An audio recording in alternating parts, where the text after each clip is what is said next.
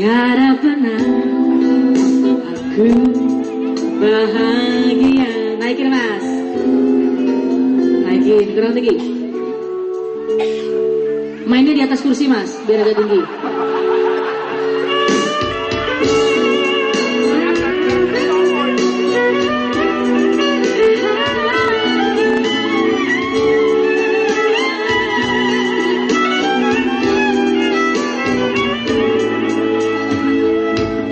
Tiada benar aku bahagia sebahagia ini, oh kasih.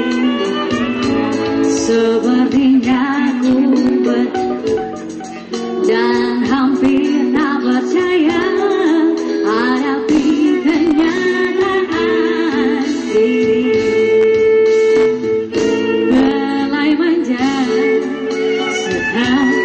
Kejut saya, kau curahkan penuh kepastian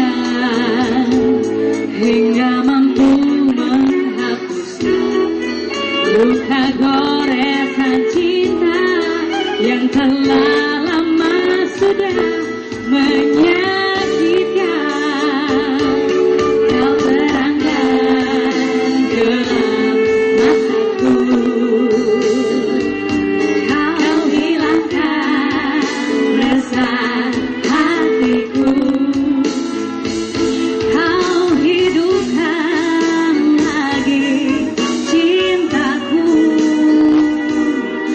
yang beku dan membiru. Kini tetes air mata haru, kau curahi janji yang terpadu.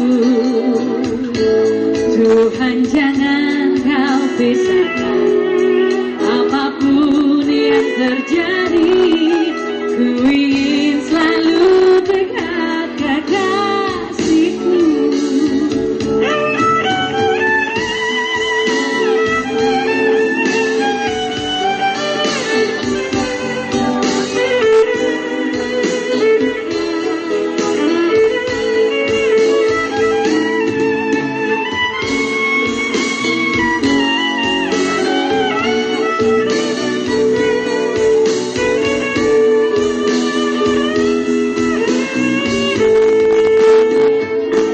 Tiada pernah aku bahagia sebahagia ini, oh kasih.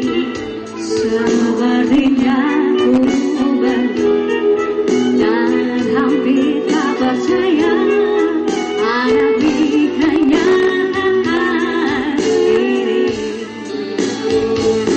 Belai manja serta kejut saya, kau curahkan penuh kepastian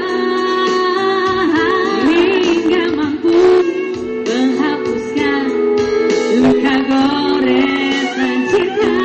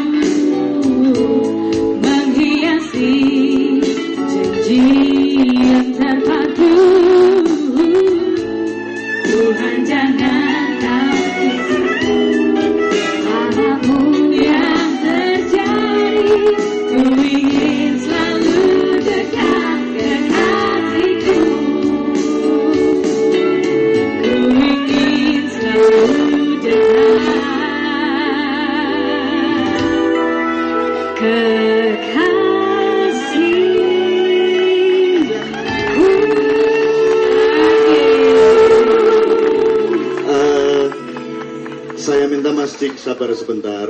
Kita ini kalau nggak kaya hatinya, pikirannya juga kurang cerdas. Jadi gini, ada yang nyanyi pop, ada yang nyanyi sholawat, ada yang nyanyi barat, ada macam-macam. Itu semua harus kita pakai sebagai alat untuk bersyukur kepada Allah, asal ngerti ilmunya. Karena Allah mengatakan zayyinul Qur'ana bi aswatikum. Ya. Hiasilah Al-Quran dengan suaramu. Suara itu bisa suaranya manusia, bisa suaranya logam, bisa gesekan, bisa tiupan, bisa pukulan, bisa petikan. Oke, satu. Nomor dua, tadi Ustadz Ahmad Munawar mengatakan Iqra' bismi rabbikal ladzi khalaq. Ketika Rasulullah diperintahkan bacalah, waktu itu udah ada Quran belum?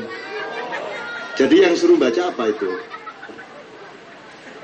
Nah, berarti Al-Quran itu bukan hanya yang diawali dengan Iqra' bismi rabbikal ladzi khalaq. Itu namanya ayat-ayat atau firman-firman qauliyah. Nah, sebelum itu ada firman yang sifatnya kauniyah. Qauliyah itu berupa kata-kata, kauniyah berupa benda-benda, peristiwa. Jadi langit itu ayat Allah, bumi ayat Allah, betul nggak? Sungai yang kemudian dijadikan bendungan Situ Gintung dan 7 situ yang lain, itu semua adalah dalam rangka mensyukuri ayat-ayat Allah. Angin itu ayat Allah, namanya firman kauniyah. Kita sendiri ini ayat Allah. Kita ini ayat itu artinya apa sih? Ayat artinya tanda-tanda kebesaran Allah. Jadi yang disuruh baca nggak hanya Quran. Quran itu justru Quran itu bacaan kedua. Bacaan yang pertama adalah ayat-ayat kauniyah. Manusia sendiri macam-macam itu adalah buku yang bermacam-macam. Binatang bermacam-macam, alam bermacam-macam. Urut-urutannya ada benda seperti kerikil, batu, tanah. Ada benda tumbuh atau berketumbuhan, berarti benda yang memuai sel-selnya, tanaman. Ada benda berketumbuhan bernyawa tapi belum berakal, namanya binatang. Ada benda berketumbuhan bernyawa dan berakal, namanya manusia. Itu semua adalah ayat-ayat kauniyah yang harus kita hadapi dengan Iqra' bismi rabbikal ladzi khalaq. Jangan Iqra' doang.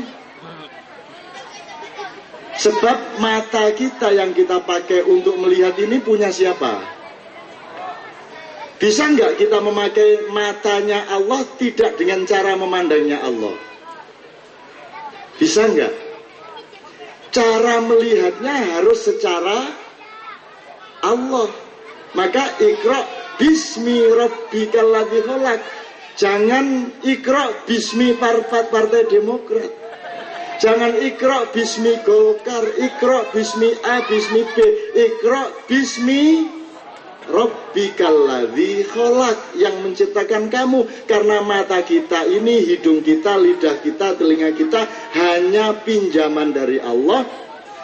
Kalau bapak-bapak, ibu, saya pinjami sepeda, sampean menaiki sepeda itu berdasarkan aturan sampean apa aturan saya? Pak RW minjemin saya mobil. Cara saya mengendarai mobil itu taat sama aturan saya sendiri apa aturan Pak RW yang meminjami mobil saya? Pak RW. Jadi kalau kita dipinjami mata oleh Allah, yang kita pandang apa? Tanya sama Allah. Cara memandangnya bagaimana? Tanya sama Allah. Pelajarilah Al-Quran qauliyah supaya mengerti cara memandang yang tepat berdasarkan cara pandang Allah, cara mendengar yang tepat berdasarkan cara mendengarnya Allah.